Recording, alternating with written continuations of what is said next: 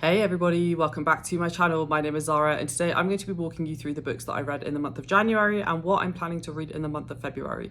I do want to apologize for the weird lighting. I am currently in Vegas for a conference and I basically opened my door to kind of bring in some natural light, but there is so much noise outside of my window. Like, it's actually crazy how well the doors insulate against the noise and it picks up everything. I actually can't believe how loud Vegas is as a city. Like, it's probably the loudest city that I've ever visited, which is saying something because I visited cities like New York. But for me, New York, the noise is very manageable, but here it's just, it's very, very, very loud. I had to close the door. That's why there is this kind of weird tinge to the video. So I do apologize for that. But hey, I'm only here for a few more days and next week I will resume my normal filming back at home. Now let's talk about what I read in the month of January. Before I do jump in, we'll just say that last month I had a really good start to the month. I read 4 books and I did start a 5th book. But as I mentioned before, like when I travel, I do tend to read less for some really bizarre reason. That has definitely been the case. I've barely read anything this past like 2-3 weeks, but it doesn't matter. Let's jump into what I read. I'll give you my ratings and then I will let you know what I'm planning to read in the month of February. So the first book that I read in the month of January was Beyond Redemption, which is the first book in the Manifest Delusions trilogy by Michael R. Fletcher. This is a grimdark fantasy book where we essentially follow a broad cast of characters as they're all trying to achieve a very specific aim. There are strong themes around religion in particular, and I was a little bit nervous going into this, given that this book and this series is quite hyped in the grimdark community, but I really, really, really enjoyed it. My favorite thing about it was the magic system, which is based on like delusions, and the more deluded you become, the more magic you have and the more power you have. It's so fascinating, it's so original, and I really, really enjoyed it. And I wasn't sure if I was going to read the entire trilogy before I started the first book, but I will definitely be continuing on with that later on this year. I gave this book a 4.5 stars. I will be doing a proper review on this as well. It'll probably be coming out next week, so watch this space for some more detailed thoughts. The next book that I read was Billy Bathgate by E.L. Doktorov. Now, this is a book that was put onto my radar by another author that I've been following for quite a while, and that author is Ta-Nehisi Coates. Ta-Nehisi Coates has written some of the Black Panther comics. He's also written a bunch of nonfiction, and he's just a super fascinating individual. I've watched quite a few of his interviews, and I watched one of his interviews on writing, and he said, if you want to be a writer, if you're even interested in how authors write effectively, not necessarily even with the aim of being a writer, but you're just interested in it, then you should read Billy Bathgate. And so I had to pick it up and I read it and it was absolutely fantastic. Billy Bathgate is essentially a gangster story. We're following our main character as he starts from the bottom, but he kind of makes his way to the top of the totem pole. We get a really great kind of secondary cast of characters, and this to me is like a proper gangster book. Like, it's a rags to riches story. We see our main character kind of really come to terms with his own humanity and the other character's humanity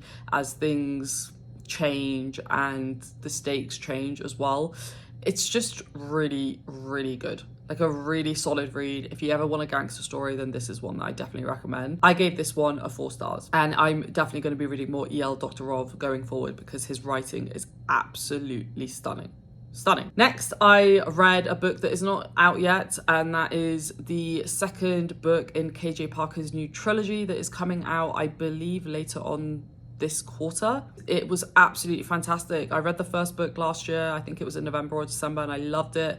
This one I loved even more. I loved it. It was so good, and I can't really say more beyond that because I don't know what is currently publicly out about this book, but it was just fantastic. And guys, you're in for a treat when it does finally release, because it was just a bundle of laughs, but also a really great kind of like adventure story as well. I'm not going to rate this one because the book isn't even out yet, but I will do a series review when the books do come out. Finally, the last full book that I read in the month of January was The Sorcerer's Legacy by Janny Wurts. This is a standalone. It was Janny Wurts' debut book, and we're essentially following our main character as she's kind of forced into a very political situation. There's a very strong romance element to it. There is a lot of politics in it, as you would expect, and it was okay. Like, you can definitely tell this is a debut book.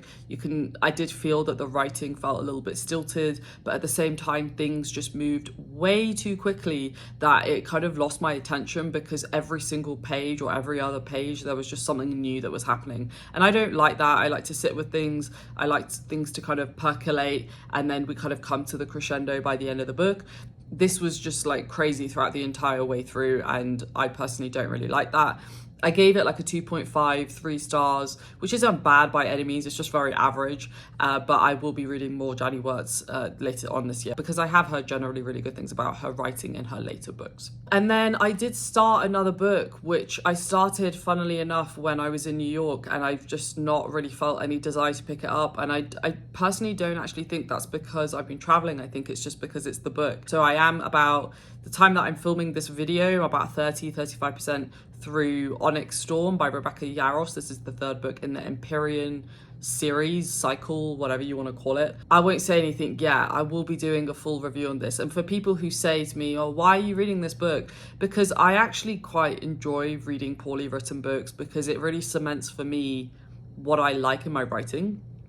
And as somebody who is writing herself, I think it's good to read stuff that you aspire to write, but also stuff that you don't want to write. So that is the primary reason why I'm reading it. It's interesting. Let's just put it like that.